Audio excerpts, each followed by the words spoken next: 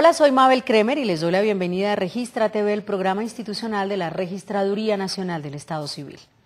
En días pasados, Colombia fue el epicentro de un conversatorio internacional que reunió a representantes de diversos países que contaron su experiencia sobre la implementación del voto electrónico y otras herramientas tecnológicas durante el desarrollo de procesos electorales. En el evento denominado Sobre el Código Electoral que Colombia necesita, tanto el registrador nacional como el ministro del Interior presentaron las propuestas con las que se espera reforzar el sistema electoral en Colombia. Si desea conocer más sobre estos temas e informarse sobre cómo avanza en Colombia esta materia, quédese con nosotros aquí en Registra TV. El 2012 y el 2013 serán años de prueba para la implementación de nuevas tecnologías en el país. Así lo ha dicho el registrador nacional, quien considera que es tiempo suficiente y determinante en el proceso de evolución del sistema electoral colombiano. Para profundizar en este tema, hemos invitado al set de Registra TV a Edilberto Peña González, director de gestión electoral de la Registraduría Nacional del Estado Civil. Bienvenido al programa. Buenas noches, Mabel. Y como es de costumbre, en la parte alta del auditorio nos acompaña un grupo de funcionarios de la entidad, quienes van a participar con sus inquietudes. Muchas gracias por acompañarnos. Bueno, ¿qué experiencias positivas podemos resaltar de este encuentro que se realizó? Eventos como el seminario nos ha permitido conocer las experiencias comparadas de otros países y en esa medida tener una actualización de la información, las tecnologías que se están implementando y cuál debe ser o cuál no debe ser el camino que en Colombia debemos adoptar. Usted está hablando de ese modelo propio, pero de todas maneras pues vinieron muchos países a Colombia para adelantar esta reunión. ¿Hay algunas cositas que podamos coger de otros países para crear ese propio modelo? Es muy interesante tener en cuenta que en muchos países la tecnología la han tomado como un camino de doble vía, me explico. Un camino hacia la implementación del voto electrónico, pero también algunos países han ido desmontando gradualmente el voto electrónico en su sistema democrático.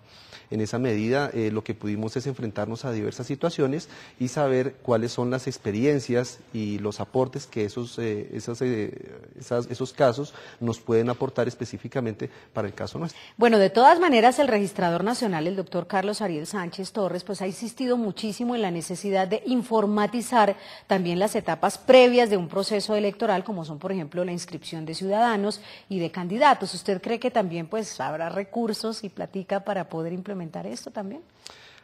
Ahí digamos que la implementación del voto electrónico tiene dos visiones, una visión un poco más amplia que es la que presenta el señor registrador en la medida en que se pueden automatizar otras fases del proceso electoral en la etapa preelectoral como la inscripción de candidatos y la inscripción de cédula de ciudadanía.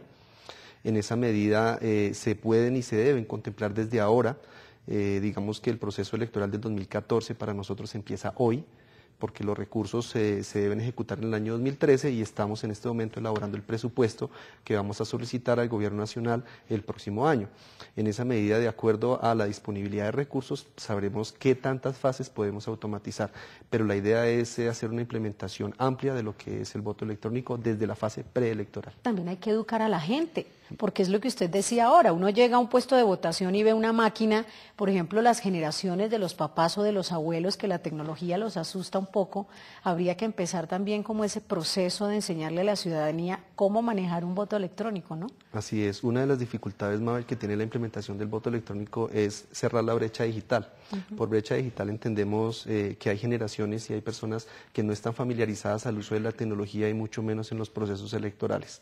La primera fase que necesariamente debe cumplirse para la implementación del voto electrónico conlleva a una amplia pedagogía en el uso y en la familiarización de nuevas tecnologías. Para nosotros como entidad no es suficiente los indicadores sobre uso de celulares o sobre el uso de cajeros automáticos. Entendemos que hay gente que el proceso electoral constituye el pilar fundamental y para este tipo de personas acercarse a la tecnología puede ser una invitación para que participen en el proceso electoral o puede ser una barrera para que amplíe la abstención. En esa medida requiere un fuerte proceso de pedagogía y capacitación en todo el territorio nacional. Muy bien, ¿alguien de nuestro público tiene alguna inquietud? Con respecto a la población discapacitada, ¿qué tiene previsto la registraduría en la implementación del voto automatizado?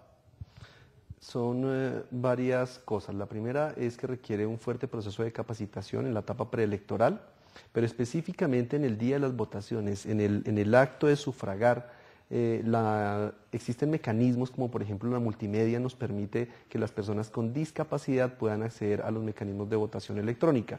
En esa medida lo que se debe contemplar es primero la identificación de la población con discapacidad y segundo, focalizar a esa población con discapacidad, asignarle los recursos y los instrumentos multimedia adecuados para que puedan realizar efectivamente su derecho al sufragio. Bueno, justamente en este conversatorio internacional el ministro del Interior afirmó que el tema del tarjetón electoral será cosa del pasado en este país. ¿Usted cree que con esta afirmación que hizo el ministro se están dando luces con respecto a que el gobierno realmente apoyaría esta iniciativa que se busca en la registraduría? Claro ¿Será que nos sí. dan la platica? ¿Será que hay la intención de verdad sacar adelante el proceso? Pues lo primero que se evidencia es que hay ganas y hay apoyo institucional. En esa medida se están juntando todos los componentes para que el resultado sea la implementación efectiva del voto electrónico.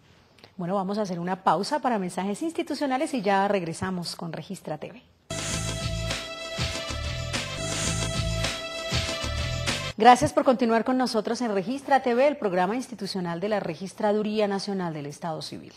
El doctor Edilberto Peña González, director de gestión electoral de la Registraduría Nacional del Estado Civil, nos habla sobre las experiencias de otros países que ya han implementado el voto electrónico, conocidas en el conversatorio internacional que se llevó a cabo en Bogotá, y sobre cómo avanzamos en el país para llegar a este propósito. Le voy a hacer la pregunta del millón, doctor Peña. Con la implementación de este voto electrónico y de otras herramientas tecnológicas, ¿podríamos decir que se erradicaría el fraude electoral en Colombia? ¿Es esta la solución? El voto electrónico, Mabel, efectivamente contribuye y colabora a la erradicación de, digamos que de varios escenarios de fraude electoral, entre ellos la suplantación, por ejemplo. Pero también debemos recordar que hay delitos electorales que se cometen en la fase previa y en la fase postelectoral. Digamos que el voto electrónico es una muy buena solución para evitar delitos como por ejemplo el carrusel, la suplantación de electores que han sido neurálgicos en el desarrollo de nuestro proceso electoral. Sin embargo, también debemos, en pro del mejoramiento del sistema democrático, hacer acciones para prevenir aquellos que se cometen antes en la parte preelectoral. Efectivamente, entre ellos está el constreñimiento al elector, por ejemplo. La máquina no garantiza, la herramienta tecnológica no garantiza la erradicación o lo que pase fuera del puesto de votación. En esa medida también, como estamos conversando, requiere de otras medidas adicionales que acompañen este tipo de implementación de tecnología. Claro, usted estaba hablando de la suplantación, que es muy importante, y yo creo que en Colombia hemos avanzado muchísimo en el tema, precisamente con el tema de la biometría, que se ha venido aplicando como de manera parcial en algunas elecciones atípicas. ¿Será que en el 2014, obviamente si tenemos el voto electrónico, pues habrá biometría, pero en caso de que no llegara a ocurrir lo del voto electrónico para estas próximas elecciones, por lo menos la biometría sí podría estar ya a nivel nacional? Yo creo que la ley contempló muy bien los dos escenarios y los separó muy adecuadamente. Me explico. Una cosa es la identificación biométrica, que ataca específicamente el problema de la suplantación de electores, y otra cosa es el voto electrónico, que enfatiza sobre el proceso efectivamente de votar, pero más sobre el proceso de escrutinio, la labor que realizan los jurados. Entonces, en este momento el país demanda y exige que los procesos democráticos, los procesos de votación tengan implementada la biometría. Y yo personalmente considero que es un aspecto que no se va a desmontar. Se han dado muchas garantías y el país ha recibido de manera positiva esta implementación de la biometría. Y otra cosa muy diferente es el alcance que pueda tener la implementación de voto electrónico.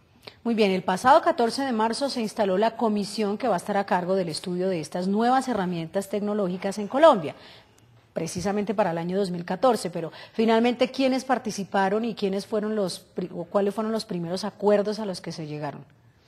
Mabel, la ley estatutaria establece que la comisión para la implementación de tecnologías en el proceso electoral esté compuesta por el señor registrador, por el ministro del Interior o su delegado, el ministro de Hacienda o su delegado, el ministro de las Tecnologías y las Comunicaciones o su delegado, el director del Departamento de Planeación, 2 magistrados del Consejo Nacional Electoral designados en sala plena y un representante de cada uno de los partidos y movimientos políticos. En total, más o menos, son 19 personas que se reunieron el pasado 14 de marzo. Acuerdos es que primero hay voluntad política para la implementación del voto electrónico. Segundo, hay los recursos. El Ministerio de Hacienda se comprometió con la participación y la adecuación de los recursos necesarios para la implementación. Y tercero, en mi concepto es uno de los más importantes, la implementación del voto electrónico inicia en las consultas, en una prueba, en un ambiente no controlado, en un ambiente real, no es un proceso simulado, no es un proceso solamente pedagógico. Son las mismas condiciones que vamos a encontrar en las elecciones de marzo del año 2014 de Congreso de la República. Sí, estábamos hablando ahora de la importancia de la huella dactilar y de la biometría. También se ha planteado la posibilidad de utilizar ese voto, pero a distancia, a través de la huella dactilar. ¿Eso qué quiere decir y se puede hacer? Requieren desarrollos de software especializados. Realmente es una solución a un problema que tienen los ciudadanos residentes en el extranjero. Hay muchos ciudadanos que residen muy lejos de los consulados y el desplazamiento les implica varios días o digamos que una carga económica que muchas veces lo que hace es que estimula el abstencionismo.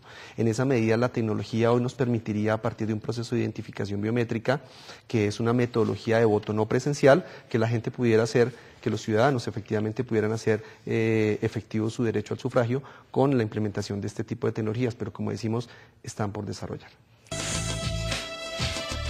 Bueno, nosotros hablábamos ahora con respecto al voto electrónico que no se garantiza que en la etapa preelectoral esos delitos electorales pues se puedan desaparecer porque el hecho de pues tener un sistema no garantiza que las personas no puedan estar de una u otra manera condicionadas para que voten por X o Y elector, ¿verdad? Pero siempre los problemas también se presentan es en la etapa postelectoral, cuando ya los partidos empiezan a decir que contaron mal, que exigen el reconteo, que hubo un error. Con el voto electrónico uno sí podría garantizar un poco más de transparencia, entre comillas, o generarle más seguridad a esos partidos de que pues efectivamente van a tener un conteo real, porque ya hay una máquina que lo permitiría.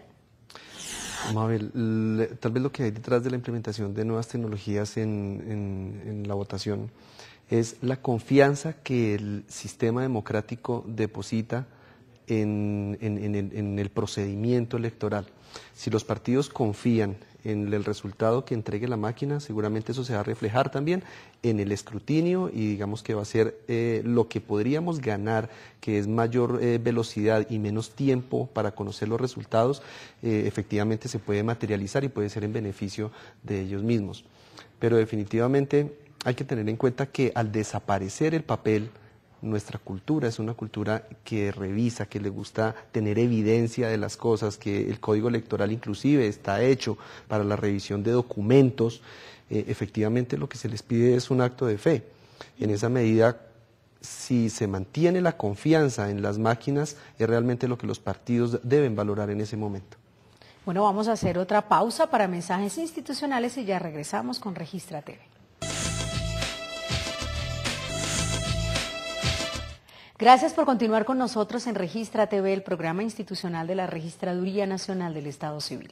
Hoy estamos hablando sobre las posibilidades de implementar el voto electrónico en Colombia para el año 2014, tema que es tratado por Edilberto Peña González, director de gestión electoral de la Registraduría Nacional del Estado Civil. El año pasado hablábamos mucho de la reforma política porque eso generó una gran cantidad de cambios en la Registraduría Nacional del Estado Civil. ¿Qué dice esta reforma con respecto a la posibilidad de implementar el voto electrónico en Colombia? Mabel, la reforma debe entenderse dentro de un conjunto más amplio y entre ellos entra el mismo artículo 258 de nuestra Constitución Política que nos da la posibilidad de implementar el voto electrónico en la jornada electoral.